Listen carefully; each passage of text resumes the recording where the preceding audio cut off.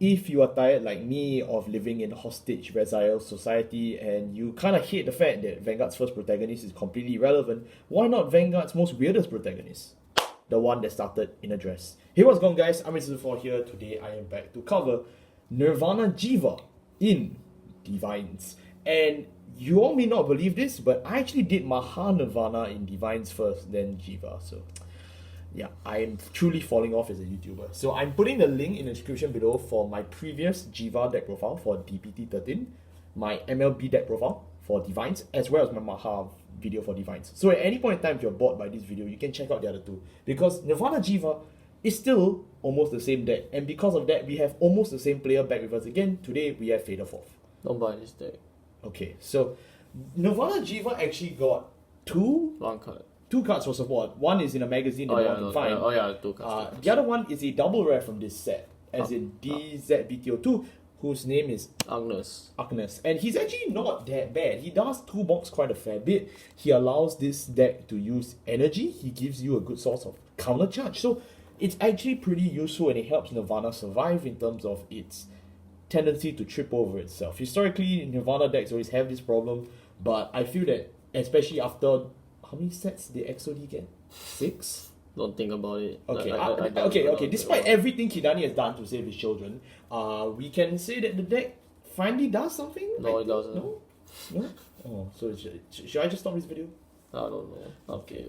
Alright, so let's move on with the right deck. Right deck now, we play Trickstar in the right deck.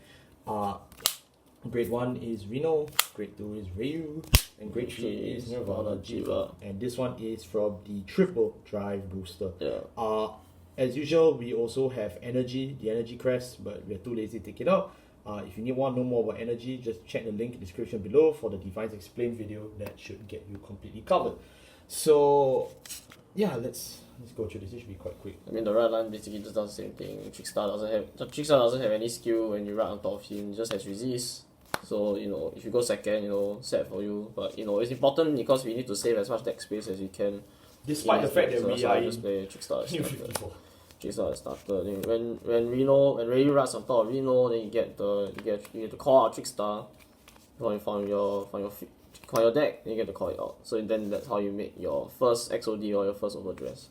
Okay. Then when you ride Nirvana Jheva on top of Ryu, you have to look at top 7 to get one Prayer Dragon from among them to your hand. So this deck still has no way to search out for Vairina, but it doesn't matter. It's okay. Wait, you're not gonna tell the other skill? Oh, I mean, you guys know what Nirvana Jheva does, right? It's the world's most strongest -1 to +2. So X skill, you discard one card from your hand. You call up to one Trickstar and one Prayer Dragon from your drop zone back to the field. And then his second skill is that when he attacks, you counter +1 to choose one of your XOD rear guards and stand it. Yep. No, XOD is a unit in XOD state stand. Yeah, which is basically XOD. Yeah, so it's just very cookie cutter for. It's more of the same. I mean, this stuff's been around for 2 years now. So yeah, if you're not familiar with this, I'll be surprised. But why not? A lot of people are going back to look at old protagonists this month, so I'm doing that as well. Moving on to our grade 3s. Our grade 3s, we play 4 copies of Nirvana Jheva with one in the right deck. You get no prizes if you guess which one is the right deck copy. And then we obviously play 4 copies of Vairina. So we already covered Nirvana, so I'll get it out of the way. Let's talk about Vairina is still technically the strongest XOD form, mainly because he enables 5 attacks. He allows for bot wipe, and then he also gives your Vanguard some form of any actual form of blasting, which is an against triple drive. So that is good. Vairina requires you to make him with 1 Trickstar and 2 Prayer Dragons with different names. And then when he's created, is minimum 2 Prayer Dragons with different names, but you can use up to 4. Yeah, so basically, and then he will have a requirement that requires him to have 5 materials underneath you. So continuous during your turn. If this card is in the cost overdress state, your Nirvana Jheva, your Nirvana Vanguard will gain 10,000 power and the triple drive clause. So note that is the triple drive clause is not drive +1, so your Nirvana Jheva can get guard. It means that your opponent can just use Elementaria as the original Elementaria as a free perfect guard now. I have to specify original now. But if they use the Elementaria Sanctitude from Festival Collection 2024, it doesn't work. Yeah, because it's a triple drive icon. Yes. It just turns Nirvana into a grade 4 in a sense. Yep. Yeah. Then his second, and then also this unit will also gain 10k during your turn, but not during your opponent's turn. So it's just a 13k vanilla during your opponent's turn. Yeah, but who cares? You're still winning. I mean, if it gets destroyed, then if you have 5 underneath him, it's a bit sad. Well. Yeah. Then it is when this unit, then his last skill is when this unit is restood in the crossover dress state. If your opponent's Vanguard is grade 3 or greater, you counterblast 1, and then you stand all of your Talisman as well as Prayer Dragon. So that means that all of your Vairinas are all counted as Talisman, your Trickstar is counted as Talisman, and your Prayer Dragons are of course Prayer Basically hold it. Yeah, so basically the whole deck, unless you play Cindy, then it can be restored by this ability. Yeah, so and you don't play Cindy. if you have you have 4 materials underneath, you have 5 materials underneath you, which is 4 Prayer Dragon and 1 Trickstar. Then alongside doing or whatever we just said, you also retire all of your opponent's rear guards, and then you remove all of your opponent's markers. So all the Dragon Tree markers get destroyed if you're fighting against a mask deck, like Magnolia Mask. All their force markers are destroyed. Yeah. So if you play other formats, you can destroy all the force markers, all the Excel, things like that. Then that's pretty good. it also just helps bot wipe the opponent, which is very relevant now because you got stuff like Rezael with spawning like 4 PGs from their drop zone, calling into the field, and they have like you have stuff like Archive suddenly like spawning like hundreds and thousands of freaking monsters out of nowhere. This also stops Corti Blaze because Corti Blaze dies to anything that can do 3 attacks per turn. Yeah. So Star Rainer is still very good, but of course he's difficult to make unless you look at the support. For our grade 2s, we cover Ryu from the right deck, 2 copies of Vairina Arcs, 1 copy of Nandika, 4 copies of Apalazia, and then 4 copies of Mirror's Vairina. Okay, so we'll just go through the Vairinas first. So basically the lineup has not changed at all because I still think that the early game turn 2 high roll with Vairina Arcs is still super massive. Like draw 2 is never bad. It's been like 3 years? 4 years. 4 years, coming to 4 years, and Vairina Arcs is still relevant. So no, at the point of recording this video, this card is 4 years old. Okay, yeah, then it's still Vairina Arcs is still never gonna be bad because it's just when Overdress on top of Trickstar, you counterblast 1, and then you draw 2, and it gains 5k until the end of the turn. So yeah, it becomes a 10k vanilla after that when you just intercept with it. So yeah, but it's just for the turn 2 pressure, which is insane. Yeah. And you do play Stragalio, right? Too. Yes. Yeah, we do play Stragalio too. You can just hard search for this guy and get your pot of greeds on. Yeah. Which is the backup as always. And then of course we have Mirror's Vairina. So Mirror's Vairina is the de facto default Vairina that you want to make, especially when you go first when Stra Vairina is a vanilla. And also it's just the easiest Vairina to make because it's just a standard XOD cost. It's just 1 Prayer Dragon and 1 Trickstar. And then when he's placed in the crossover dress state, you choose 2 cards with Vairina from your drop zone and put them underneath it into his original dress, and then when he attacks, you pay the Vairina in his original dress and put it into the drop zone every time he attacks to either do a counter charge or you draw a card. And he also gains 10,000 power by default if he's in the crossover dress state when he attacks. That's pretty good. So just a 20k beater that either draws you a card or prevents you from breaking is also always counter charge 1 is safe. always good. Yeah, I mean especially because now you have triple drive. You also have the draw from Mirrors, and you also have like the draw from Arcs. It's like the deck. Yeah, the you draw quite a few. deck hard pluses a lot to make up for all the minusing that it does to make the rear guards. Yeah. The last one, grade 2s, as we know, is Ryu. Yeah. And then we play 4 copies of Apragia and 1 copy of Nandika. Yeah. So Apragia, so all of these, of course, the DBT13 crew is all the actually good prayer dragons. What's the sub-archetype name again? The Blazing Heavenly. Blazing. Yeah, Blazing Heavenly. Then after that, all of them like have like one more keyword. So I think like this one is like the. I forgot which one is the strike one. Like one of them is called strike. I that's all I remember at this point. Strike isn't. Yeah, but basically they're all. Isn't he strike? Okay, Nandika. I think Nandika is the strike one. Yeah, the rest genuinely I cannot remember what the. I mean, I think. Kobak is hammer. Yeah, Kobak is hammer. This guy is twin blades. Jahas is the twin blades one. Then I think Apragia is the piercing one. I think. I'm not sure. Probably. Yeah. So, but basically Nandika, he's just here as a one-off because we can search him out. Yeah. But his skill is that when he's made into original dress, you soul blast one, and then you choose the original dress. You choose the outer dress unit, and it gains the ability until the end of turn that when he attacks, your opponent must guard 2 or more cards if they want to guard.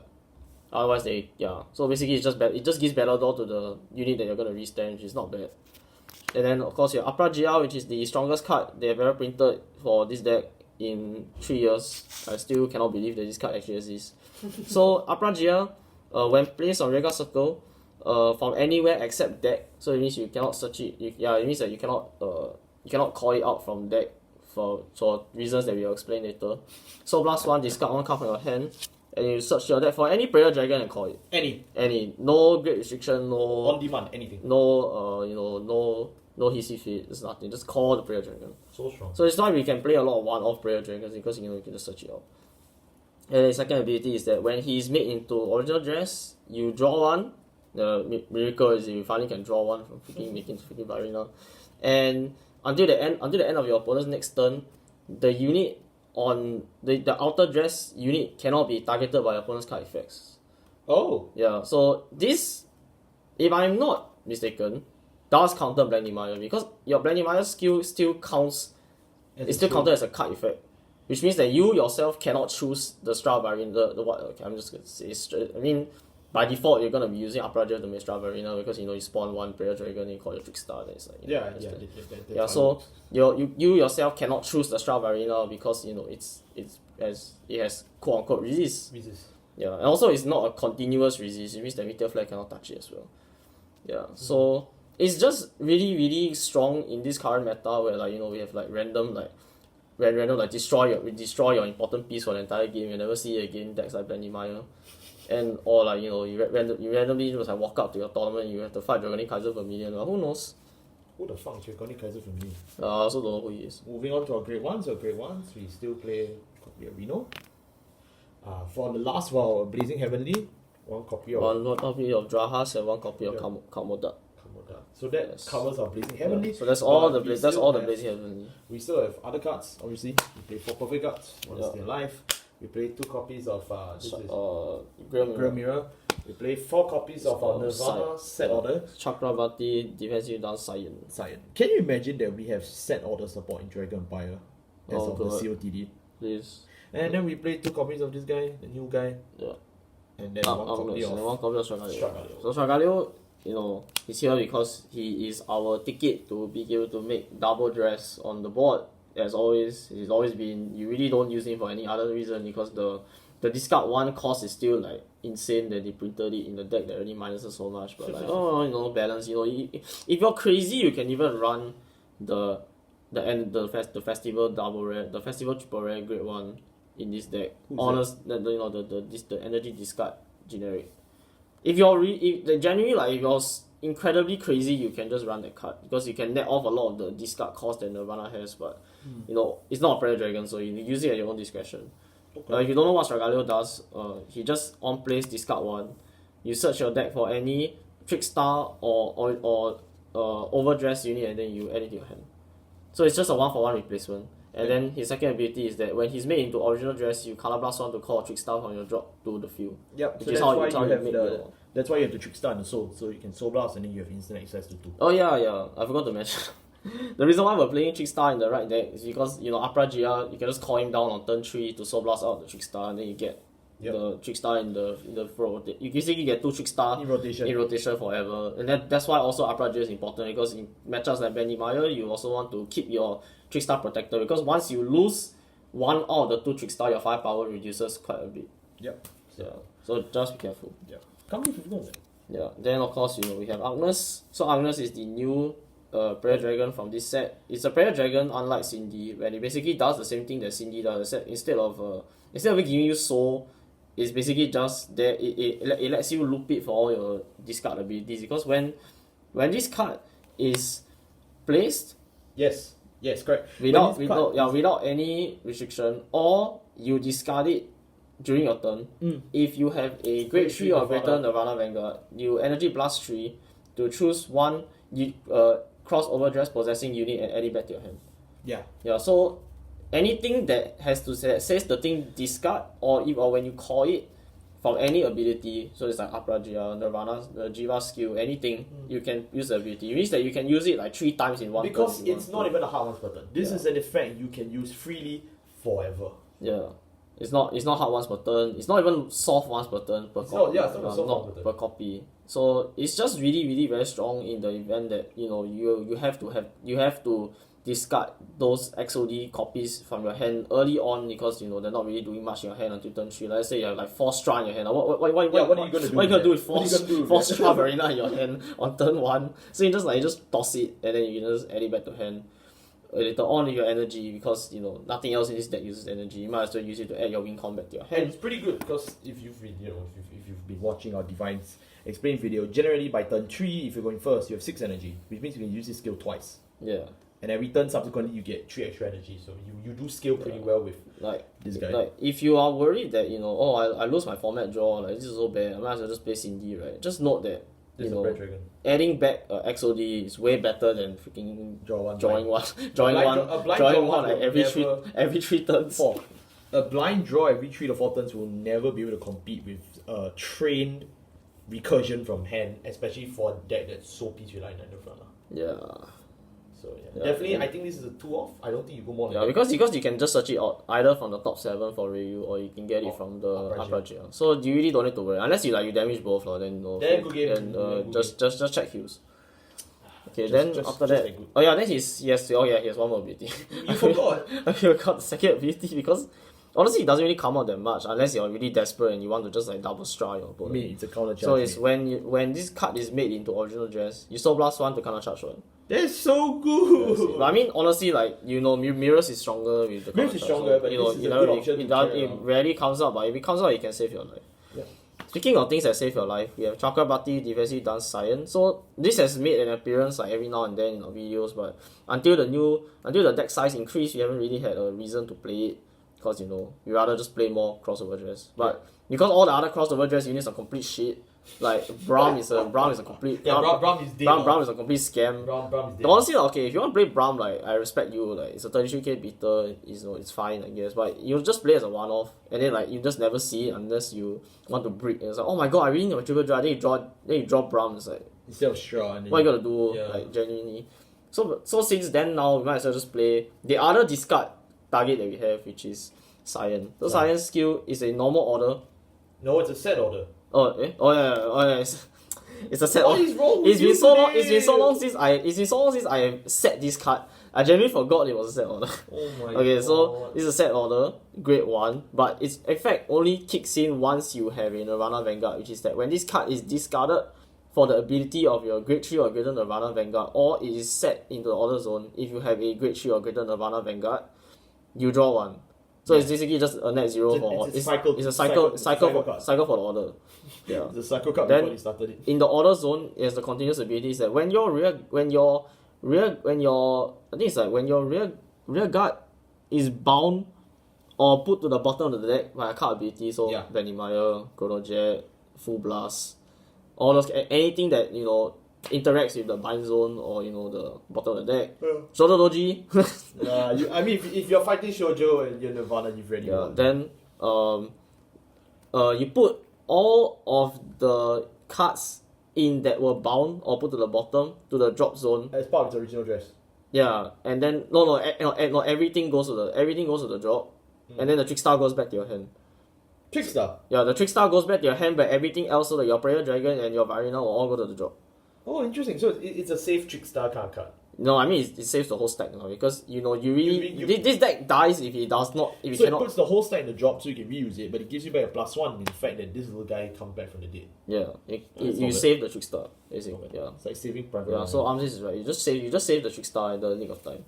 So it's set 1, then the rest is discard 4. Yeah. So basically what I've been saying all about the Nirvana matchup is also null and void once you can find this card. Of course, you obviously shouldn't bet on always being able to find this card in the Vanguard matchup. So that's why you have to know when to have rear guards on the board, because if you lose certain prayer dragons certain times, then you'll start snowballing the game entirely. Not only that, Apraja can only defend one of your created stras or your for one turn. Yeah. So you generally don't have a very large window to find Cyan if you're fighting, say, the Black and White matchup. Yeah. So you will have to think through your deck and try and look for it as fast as you Well, can. of course, Vairina is a very just specific matchup. So if any other case, then you can just freely discard this card to just just draw through your deck.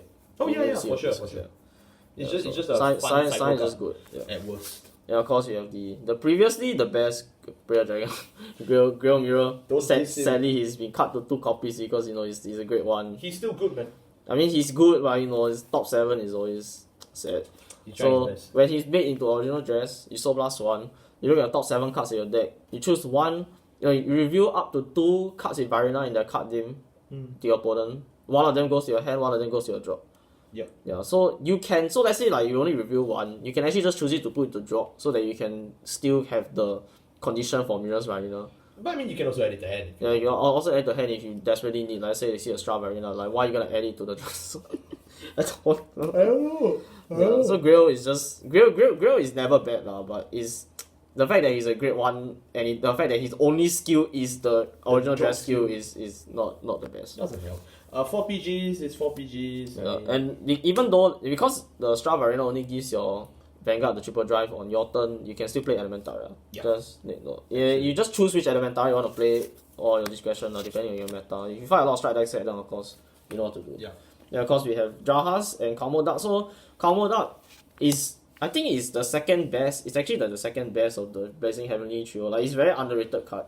Because all he does is when he's made into original dress, you give your rear guard the auto skill for the rest until that rear guard dies. Yeah. Then you give the auto dress rear guard the ability is that when it attacks, for every grade of your opponent's Vanguard, it gains 2k. Yeah. So let's say like you're fighting like Jojo Ignis, suddenly your Stra Vairina is going from 23k base, 31k base. But otherwise, it's still 29k against a grade 3 Vanguard. The difference between 23k and 29k is actually quite massive in the grand scheme of things, because that's asking for a 20k shield out of your opponent's hand, and your Rezael player only has 3. Last I checked, Rezael only has 3 effect fronts that play in that bloody deck. So the fact that you can just eat out so many 20k shields out of your opponent's hand that you usually won't be able to for the entire game, so long as their rearguard doesn't die, which the last I also checked, Rezael doesn't play spot removal. If you keep talking, they're gonna put Blaster Dark in. And then you will pay the price for this. I will pay the price. You will pay the price for this. I don't mind, because you know what, we can bot wipe there. Yes, Jahas. So Jahas is, it's the showstopper, like, really like stupid, like speed, like junk speeder. Junk speeder. Junk speeder, like Yu-Gi-Oh! As like DG over Dragonair. DG hyper librarian. No, it's over Dragonair. Over Dragonair, yeah. So basically his skill is that when placed, if you have a Nirvana Vanguard, so actually he has no grade restriction, but Nirvana is only grade 3 or greater. Yeah. Column blast 1 and retire one of your rear guards to search your deck or drop zone for 2 Blazing Heavenly and call them. So to remind you, rest. Blazing Heavenly only has X number of targets. It's Commodore, Komodak himself, Nandika, and and Aparajia. So don't forget, if you're looking for the Blazing Heavenly quartet, it's only these 4. Yeah. So you can't go and search, your new energy card. That's illegal. That's cheating. We will call judge. Yeah. So you have to search for the Blazing Heavenly people. Yeah. So that's why the keyword. If you had retired a crossover dress unit, for this cost, you get to draw one. But because the reason why they put this in is because they know that you might have like a random like mirrors sitting there that's already used up all his virus and all. So you just sack cut him him down and then. then you have a Trickstar in drop to then call back the Trickstar plus the last Prayer Dragon that you need to make Stra Vairina 5 stack, which you can use to ball out your opponent. But despite this card being hyper important, it's only a one-off because it's a card you can train pretty easily onto the board. Yeah. So. And if you see yourself needing it, then you obviously prioritize it. But of course, the priority always is you go for, let's say, you set like the upper just a 4 because you want a hard draw into him by turn 2 or in your starting hand if you have a crossover dress in your hand already, because that's still the most important. There's no way to train out the crossover dress. Right. But so it's Aparajia the most important. Then it's Agnes, because then Agnes lets you loop. Yep. Then it's Jahas, because Jahas searches out the other two clowns anyways. And then Grail Mirror is sadly after Jahas, because sometimes just having the 1 Stra on the board really makes a huge difference. You don't really you don't really need to like train out for even more Stras or more mirrors, let's say, like unless you really see the game state really going for really long. And then of course Dragalia is the very last one because it's a tech option. Yeah. Yep. So moving on to Oh my god, what? I can't believe I'm spending so long talking about this.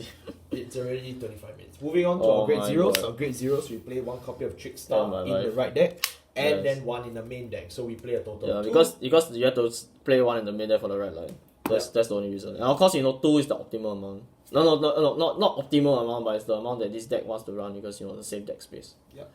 And then we play 8 crits, Okay. 1 Drunk Veda, 3 fake draws, because this deck is very peaceful line, and then 4 heals. Yes. And as you can tell, we are using all the same triggers from DBT01. So we are Vairina purists through and through. That's right. And that wraps up our deck profile for Oh my god, what is Nirvana Jheva Why did I spend so long talking about this video? I hate this deck. DivineZ. I hate this deck so much. I think very honestly that this deck does have a future, but it's kind of hard to also say that when there's so little space in this deck.